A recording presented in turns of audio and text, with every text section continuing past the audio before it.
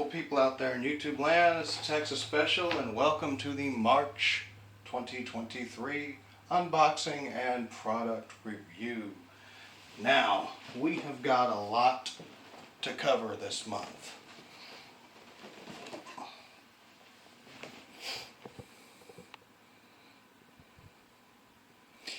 Six boxes of happiness. Notice I didn't say orange boxes of happiness because not all of them, as you can see, are orange. They are all Lionel, but they are not all orange. 2 are red and white.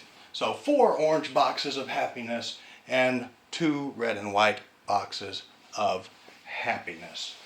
Now, anyone that knows me knows that my favorite freight cars are boxcars. So if you think they're vanilla, you can just go on ahead and skip, because I love boxcars. They're my favorite.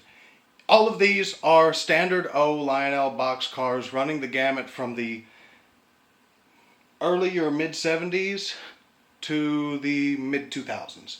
So let's get into it. First up is a Milwaukee Road Standard O boxcar. This is, if you don't know, Standard O is kind of the go-between for scale and traditional O27. When you want scale size but not pay scale prices. This car was built in 1997. I didn't think to look up what year these were cataloged because this is an on-the-fly type of thing. I don't have a lot of time and I'm trying to squeeze this in before the phone rings for work. So let's hop to it. Gorgeous black roof and ends. The handbrake is separately applied. The brakeman's walkway on the roof is also separately applied. It is plastic though.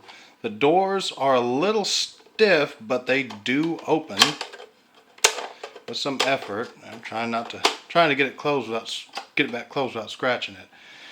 Beautiful paint separation and decaling.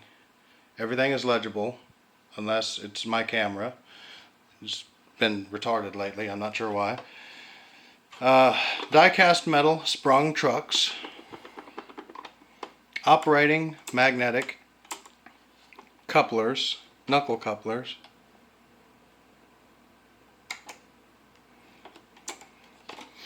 Plastic body and frame, and a little bit of detailing on the underside. Not much, but then again, this is not a true scale offering. So we will put that right there for now. These cars will run on O27, and as you can see, I have a loop of O27 set up for the requisite run. Next up is a Lionel Johnson wax boxcar. As you can tell from the vintage styling of the box, this is not a recent release. This is, according to the build date right there, this is from 1973. Die-cast metal, sprung, arch bar style trucks, magnetic couplers, same as all the rest of them. The uncoupling tab right there. Gorgeous paint separation. The door does open, but it is very stiff, and given the age of the car, I'm not going to force the issue. Lots of cast on detailing. The steps, the stirrup steps are a little thick, but this is from 73. The roof catwalk is separately applied, as you can see there, and plastic. Handbrake wheel is the only other separately applied detail on this car. But this is a gorgeous car. This is a really cool looking car, and when I saw it on the Grabowski's website, I had to have it. All these trains, by the way, came from Grabowski's Trains in Pennsylvania, and I can't say enough good things about them. They are fantastic people, and they have a fantastic selection with equally amazing prices. And you can shop them online, or you can go to the store in Pennsylvania. And just so we're clear, That's not sponsorship endorsement. That's genuine, personal, heartfelt endorsement. Those people are awesome. Excellent customer service and the whole nine. All right, next up, a B&O Sentinel boxcar.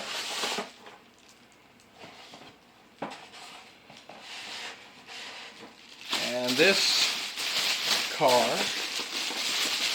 as you can tell, is also of the vintage persuasion. This is also from 1973, and I love the Centennial service paint scheme that B&O put on their cars. I'm not a big B&O fan. I respect B&O given that they are to railroads what Ford is to cars, which is actually a terrible analogy for me because Ford is trash. Sorry.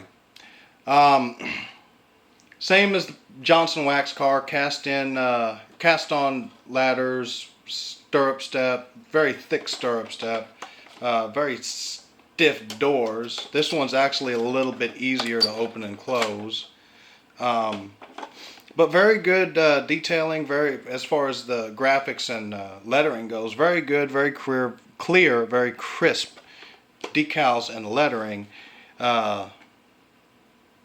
Cast on handbrake staff, ladder, and separately applied handbrake wheel. And of course, if I didn't mention it earlier, metal magnetic coupler.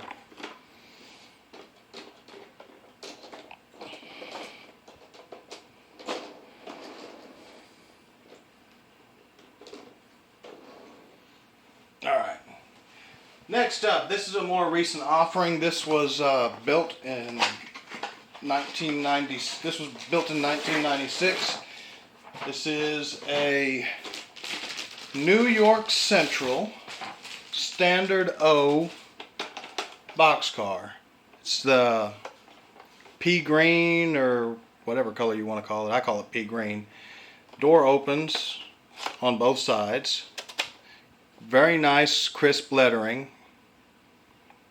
Everything is legible. Very cool black ends and roof. You can see there the catwalk is separately applied.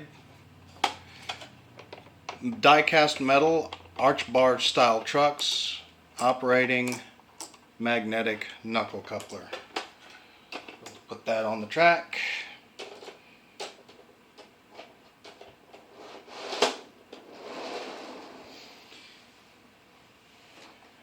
Let's see. Built in 1996, this is a Lionel Western Pacific Standard O boxcar. I do like the old school feather paint scheme, all of a play on the Feather River route, the most scenic route the Western Pacific had to offer. Doors open, of course. Die-cast metal sprung trucks, operating magnetic knuckle couplers, cast on ladders and rivets, hand rungs, more cast on detailing here, the separately applied brake wheel. The other side of the car looks identical, just in reverse, and the underside of the car, some scant detailing, not a lot. Again, not scale, not true scale. This is a Standard O car. And finally, this was built in 1996. So I was mistaken, I apologize. 73, 96, and 97 are represented in this month's offerings, not anything in the 2000s. My bad. This is a National Bureau of Standards, U.S. Department of Commerce, standard test weight car, boxcar. Door opens, magnetic knuckle couplers.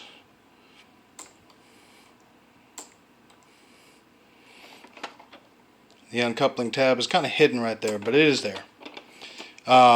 Sprung arch bar style trucks, separately applied catwalk, separately applied handbrake wheel, plastic body and frame just like all the rest, and a little bit of detailing on the bottom. I've had these cars for a couple of months now, and at the time that they arrived at the house, we were in the middle of the mandatory preparations for our move to East Texas, and I didn't have an opportunity to properly review these cars like I'm getting now, because we were moving, so everything was packed, so I couldn't really do much. But now that we are in the new house and mostly settled, I have taken advantage to get caught up on some reviews. I've got a couple more yet to do. So these are some awesome little additions to the collection. And you know what? While I'm thinking about it, let's do a little comparison. You hear me talking about Standard O and scale and yada yada, so let's take a peeky see. So this is your traditional 027 boxcar. This is the Standard O boxcar. Now you can see some differences in the physical appearance. The Standard O car is physically bigger than the traditional 027 car. And that's what I mean when I say the Standard O is meant to be a go-between when you want scale proportion, but you don't necessarily want to pay scale prices. Now, for the sake of argument and education, let's pull out a scale boxcar. That's the same, supposedly the same length, a standard 40-foot boxcar. These are loosely modeled after Pullman Standard PS2, or PS1 rather, boxcars. So here we have an MTH scale. This is an MTH Premier boxcar. It's got all the details and everything. And we compare it to this guy, the Standard O car. Now they're about the same size. The O scale car is a little bit bigger, but then again, that's because it is a true to scale 1/48 proportion car. The Standard O car is a little undersized, so it's able to run on tighter 027 type track. That being said, I'm going to put this back on the track and get the train back together, and we will run these bad boys.